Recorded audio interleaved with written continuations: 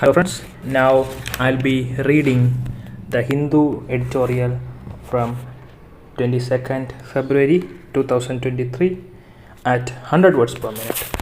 Ready? 5 seconds. Start. The world is indeed looking up to the Indian economy as a bright star, as the finance minister noted in the budget speech on February 1st. In 2020, India accounted for 20.6% of the worldwide population of 15 to 29-year-olds, which means that in the end ahead, 1 out of every 5 workers deployed globally could be an Indian. No doubt, the rest of the world foresees a fortune in India's young population. But are our policymakers doing enough to realize the possibilities that are unfolding? The key proposals in this year's union budget are the following. On the one hand, there will be a considerable increase in capital expenditures for the building of physical infrastructure, mainly in transport, energy, and defense. The figures under this head are expected to be higher by 3.2 trillion in 2023-24 compared to the corresponding level in 2022-23. While the growth of the tax revenues is going to be modest, the government is nevertheless committed to reducing the fiscal deficit. The shortfall in government's receipts relative to its expenditures to 5.9% of GDP that could have been achieved only by reducing the spending on some other sectors. The axe has fallen on subsidies and social sector expenditures compared to its previous year. In 2023-24, the union government's expenditure on food subsidy will fall by 0.9 trillion, on fertilizer subsidy by 0.5 trillion, and on Mahatma Gandhi National Rural Employment Guarantee Act by 0.3 trillion. The marginal increases in the allocations on health, education, agriculture, and the Anganwadi scheme are unlikely to make an impact after taking into account the effect of inflation. A jump in capital spending by the government, as proposed in the budget, is a much needed step to reinvigorate the Indian economy.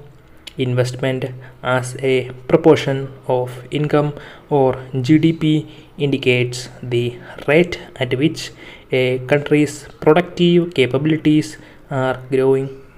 In India, this proportion rose steadily during the mid 2000s and peaked at 42% in 2007, which was even better than China's record at that point in time.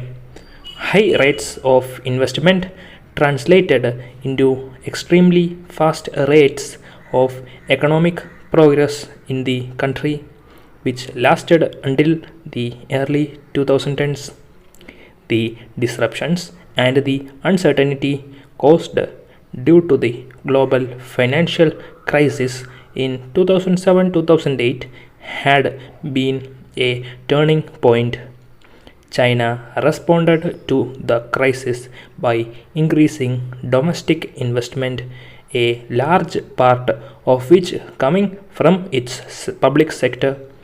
On the other hand, in India, the government restrained its expenditures worrying about the rising fiscal deficits as public expenditures nosedived. Private investors lost confidence as well.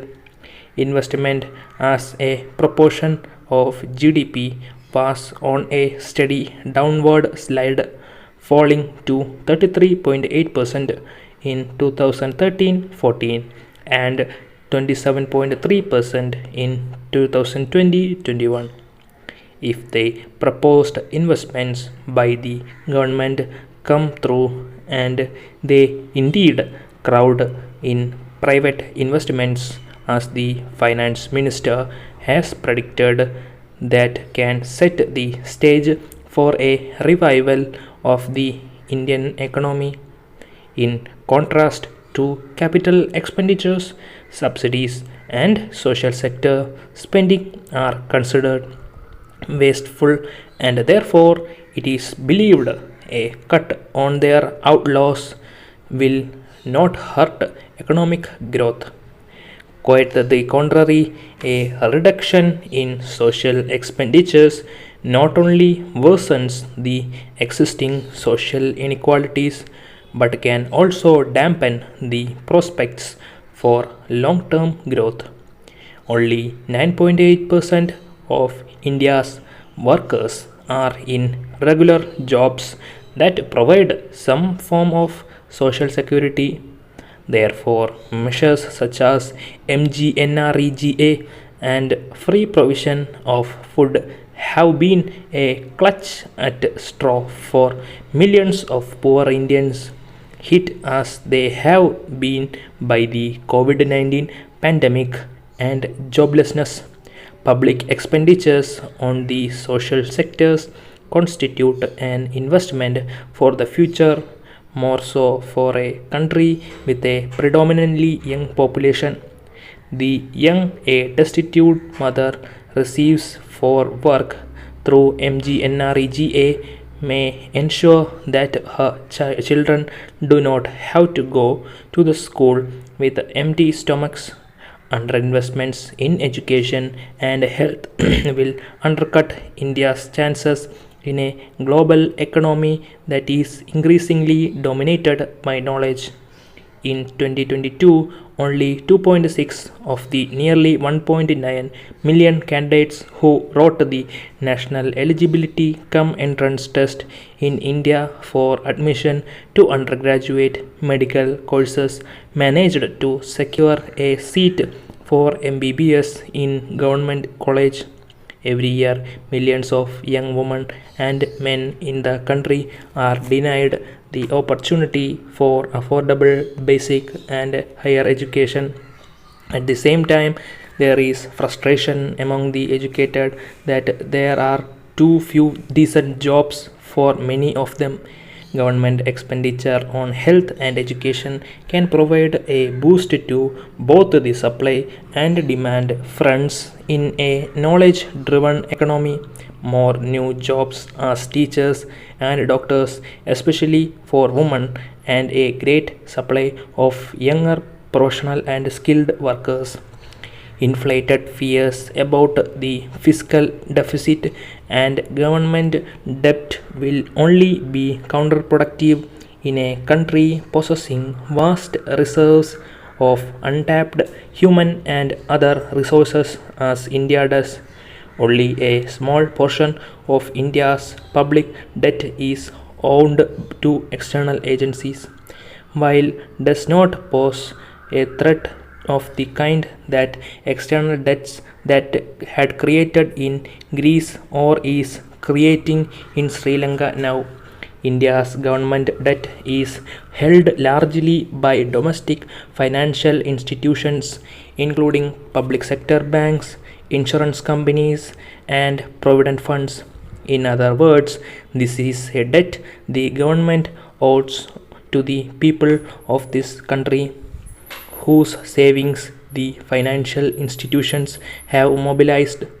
If the government is borrowing to build resources that help generate new jobs and incomes, it is in fact setting off a virtuous cycle. higher incomes and higher levels of development will also lead to the creation of fresh savings which will help pay off the debts. Many middle class Indian families take loans from their children's education partly because they recognize that an educated child will open the door for upward mobility of the entire family. Thank you. Follow the Telegram channel in the comment section for